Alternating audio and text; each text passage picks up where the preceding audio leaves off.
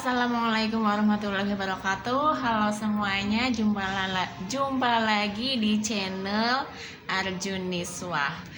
Insya Allah di sini aku akan nge-share kepada teman-teman semua tentang kita gimana sih caranya bisa mendapatkan keberlimpahan rezeki dari arah yang gak disangka-sangka.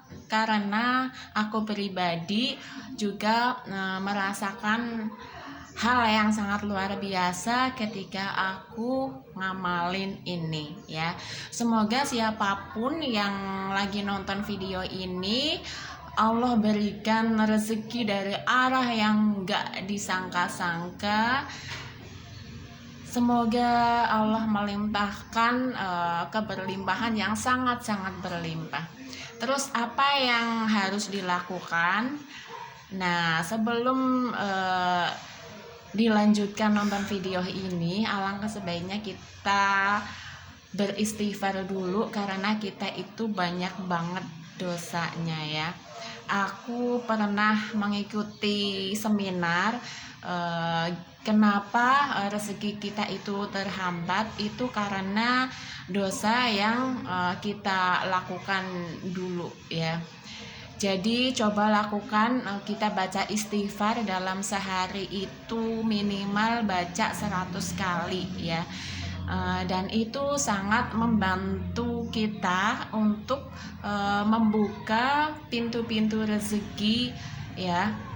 Karena aku pribadi merasakan ketika misalnya kita ibadah ya, beristighfar, istighfar ya minimal 100 kali dengan sangat menghayati bacaan istighfar itu, yaitu astagfirullahaladzim, astagfirullahaladzim. Alhamdulillah Allah membukakan banyak pintu-pintu rezeki kepada kita semua.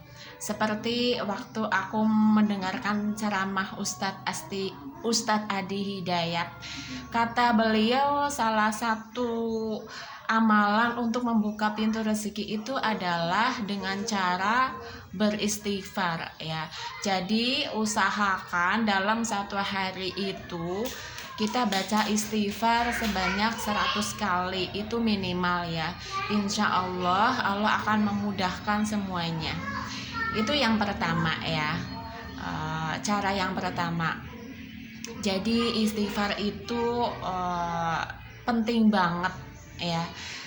Terus yang kedua yaitu percaya dengan yang namanya kekuatan doa. Doa itu ajaib ya, bener-bener sangat ajaib. Tapi kita itu sering banget salah dalam berdoa. Kita tuh seringnya berdoa, seringnya tuh kayak gini, ya Allah aku kepengen kaya, ya Allah aku kepengen punya banyak uang. Nah, coba ubah cara doa kita agar kita itu berdoanya enggak hanya untuk diri kita sendiri tapi untuk orang lain juga. Ketika kita berdoa dengan niat yang luas, insya Allah Allah akan mengasih rezeki dalam jumlah yang banyak ya. Jadi jangan berdoa dengan niat yang sempit. Niat sempit itu gimana? Niat yang sempit itu ya berdoa untuk diri kita sendiri aja gitu, bukan untuk kepentingan orang lain. Nah, kalau misalnya kita berdoa untuk diri sendiri aja, ya Allah ngasihnya ya untuk diri kita sendiri aja. Tapi kalau misalnya kita berdoa untuk niat yang lebih luas, misalnya nih kayak gini ya, ya Allah aku kepengen kaya, dengan kekayaan aku ini aku bisa bersedekah kepada orang lain, aku bisa bersedekah setiap hari, aku bisa bersedekah yang jauh lebih banyak, aku bisa mengangkat derajat keluargaku. aku bisa pergi umrah bersama keluargaku. Bahkan aku kepengen sedekah setiap hari bersama bersama semua orang dan sebanyak-banyaknya orang. Nah, apalagi kalau kita bisa ngelis sedekah subuh setiap hari, karena itu sangat-sangat mustajab ya.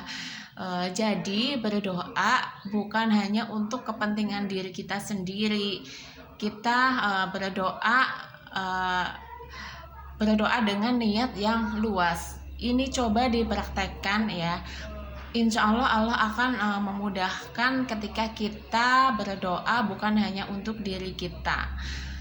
Kalau kita berdoa untuk diri kita sendiri, ya Allah pasti hanya memberikan yang kita butuhkan aja, hanya segitu aja. Tapi kalau kita berdoa untuk ya kepentingan orang lain juga, kita perluas doa kita, ya insya Allah Allah akan memberikan rezeki dari arah yang nggak disangka-sangka dan dalam jumlah yang banyak juga. Lalu yang ketiga, coba laksanain sholat sunnah ya. Ya, sholat sunnah rutin insya Allah. Misalnya contohnya sholat sunnah duha gitu ya. Soalnya sholat duha itu kan sholat untuk pembuka rezeki ya. Karena sholat duha ini adalah sholat yang dikhususkan, sholat sunnah yang dikhususkan untuk mempermudah rezeki agar masuk ke dalam kehidupan kita ya. Bukan hanya rezeki yang kita butuhkan aja, tapi mungkin dari arah yang memang nggak pernah kita sangka sebelumnya gitu. Nah, dulu aku pernah merutinkan sholat duha ini dan alhamdulillah memang satu persatu ya doa aku banyak yang terkabul. Ya memang ada sih sampai sekarang yang belum terkabul, tapi aku yakin suatu saat nanti pasti Allah akan memberikan jalannya, Allah akan mengabulkan doa-doa saya melalui ikhtiar jalur langit. Nah, karena ikhtiar jalur langit itu ikhtiar yang langsung tembus ke langit gitu. Amalan jalur langit itu adalah amalan rahasia yang tahu hanyalah kita dan Allah saja yang tahu. Karena dengan cara amalan jalur langit ini akan membuat hidup kita itu ya lebih kayak terarah gitu, lebih terarah agar kita selalu dalam hal-hal yang baik gitu. Dan yang terakhir adalah dengan cara bersedekah. Misalnya hari ini kita punya uang ya. Nah, di saat kita punya uang pasti kita itu kepengen kan membelikan hal yang kita mau gitu ya. Kok kayak yang habis gitu aja gitu ya. Tapi kalau misalnya kita mau memberikan sedikit rezeki kita kepada orang lain, pasti kita akan bisa merasakan efek berlimpah di diri kita gitu. Kayak yang saya bisa mentraktir orang lain ya. Saya bisa ya membantu orang lain.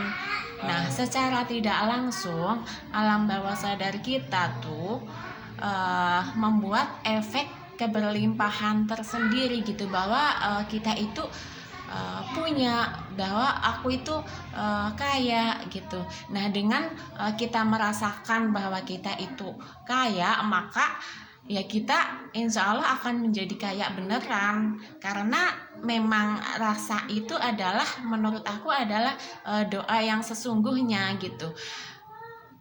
beda kalau misalnya dulu gitu ya, kalau aku berdoa itu kayak yang di mulut doang gitu, kayak nggak melibatkan rasa, nggak melibatkan pikiran, tapi kayak wah kok aku sudah berdoa gini nih tapi kok kayak yang belum dikabulkan ya sama Allah gitu.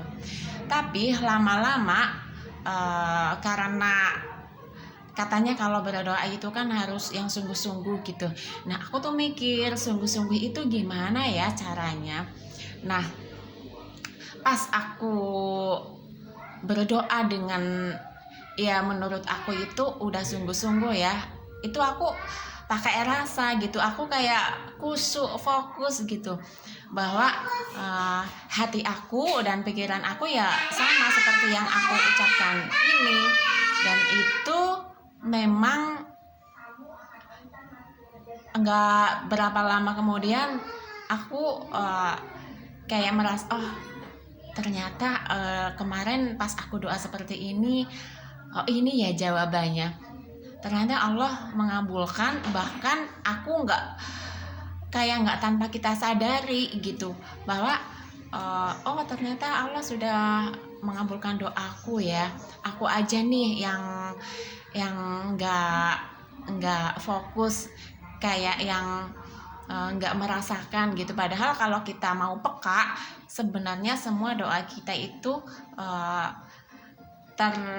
terijabah sama Allah. Ini maaf ya, ini anak aku itu suka ganggu kalau aku lagi ngonten.